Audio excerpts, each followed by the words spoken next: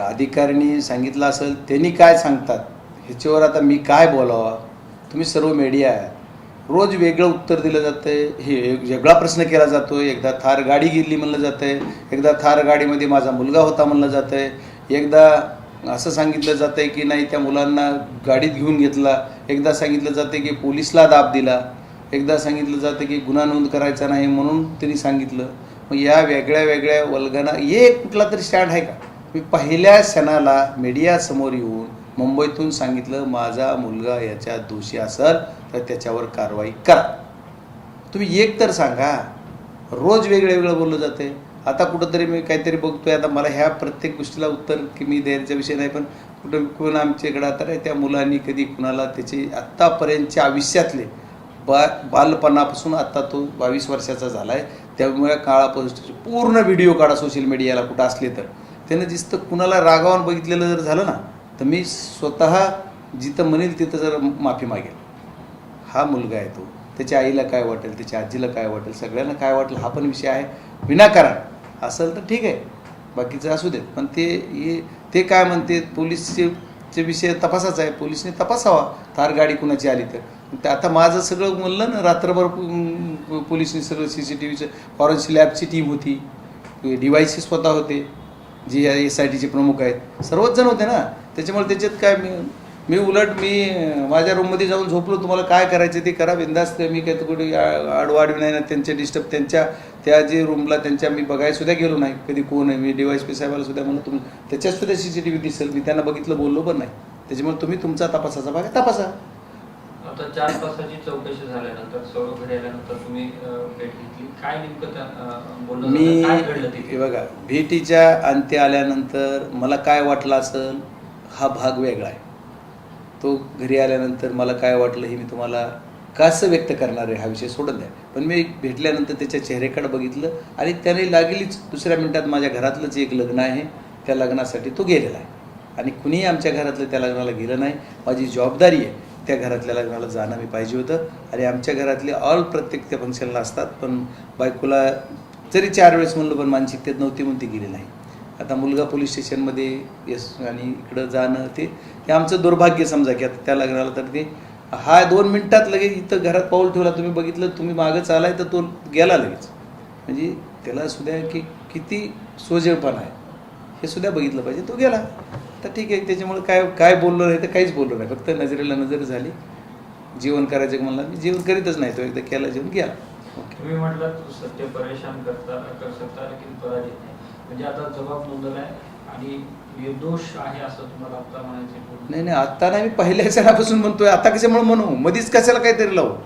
मी पहिल्या क्षणापासून निर्दोष आहे. मी आता मधीच उगाच काय, त्याला ज्याला स्टोरी रंगवायची ना त्याला म्हणावं लागेल काहीतरी वेगळं. याच्यामध्ये विषय खूप वेगळे आहे. हे दिसतं एवढं सोपं प्रकरण नाही. या प्रकरणाच्या मुळाशी गेलं पाहिजे. ह्या प्रकरणाचा मूळ काय, त्यांनी काय म्हणतायत एकदा बघा. त्यांच्या बाईटमध्ये बघतोय मी कुठं काय वेगळं बोललं जातं आहे, वेगळं बोललं जातं आहे. एकदा सांगितलं जातं आहे की आम्ही सर्वजण ही जी मंडळी आहोत तर हे सर्वजण आम्ही हे असताना ही लोक मारायला आले. कुणाला? उमेश माने नावाच्या व्यक्तीला. आणि त्याला मारायचं सोडून आमच्या भावाला मारलं.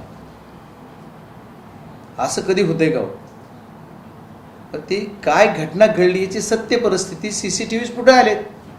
पण त्याच्या पुढे मी सांगतोय की मानेलाच मारायला हे लोक का आले ह्याची पार्श्वभूमी तुम्ही याच्या अगोदर कुठं काय केसेस कॉम्प्रोमाइज केल्यात, काय केलं त्याच्यात. तुम्ही आज जी फिर्यादी तो आहे, जो मयत आहे तो आहे, जो माने आहे तो आहे. मग मानेवर आरोप आहेत तर मानेचे आरोप लपवायसाठी मयताचे आडून वार करता आमच्यावर. मानेचे काय घटना आहे त्या तुम्ही काढा. आणि पोलिसला सुद्धा मी सांगणार आहे, हे प्रकरण वेगळ्या वळणावर न्यायचं काम केलं आहे आणि पोलिसांनी सुद्धा याची सत्यता तपासली पाहिजे. माझा बीड जिल्हा पोलीसवर प्रचंड भरोसा आहे, ते 100% काढतील. हे कुठल्या प्रकरणातून हे प्रकरण आले. तुम्ही या सर्व गोष्टीत आमच्या महिला भगिनीला त्रास देता आणि तुम्ही म्हणता तुका ओलांडत नाही, हे गाव आमच्या पुढे जात नाही. हे चुकीचं नाही सहन करणार. बीड जिल्ह्याचा खासदार म्हणून तुम्ही जर अन्याय करत असाल तर सहन नाही करणार. तुम्हाला आमच्या माता भगिनीवर अन्याय करायचा कुणी दिलं? सत्यता तपासा, त्या गावामध्ये कॅमेरे लावा आणि त्या गावात जाऊन सत्य, जर तुम्ही CIDची टीम लावली ना, मी CIDची, मग तुम्ही SIT म्हणता, मी CIDचा तपास करा म्हणणार आहे. माझा मुलगा बी असू देते, CIDमध्ये तपास घेऊन सांगणार आहे मी याच्यात काय ते सत्य काढा. मी गृहमंत्री देशाचे त्यांना सुद्धा जाऊन भेटणार आहे की या गावातल्या किती मुलीवर अन्याय झाला आहे, कुणाकुणावर काय काय झालं. आणि ही नाटक करून मिरर केस होत नाही संतोष देशमुखची केस ही संतोष देशमुखची केस होती, तो विषय वेगळा होता. संतोष देशमुखच्या केसमध्ये पुढाऱ्याने किती फोन केले रेकॉर्डवर आहे. मी आत्तापर्यंतच्या आत्तापर्यंत SP सोडता SP साहेबांना ती मी माहिती घेतली, त्याच्यानंतर सिंगल फोन इथल्या PIला केला नाही, पोलीस स्टेशनला केलं नाही, DYSPला केलं नाही. माझ्या फोनहून, माझ्या PAच्या फोनहून रेकॉर्ड काढा, माझ्या जवळच्या माणसाचा रेकॉर्ड काढा.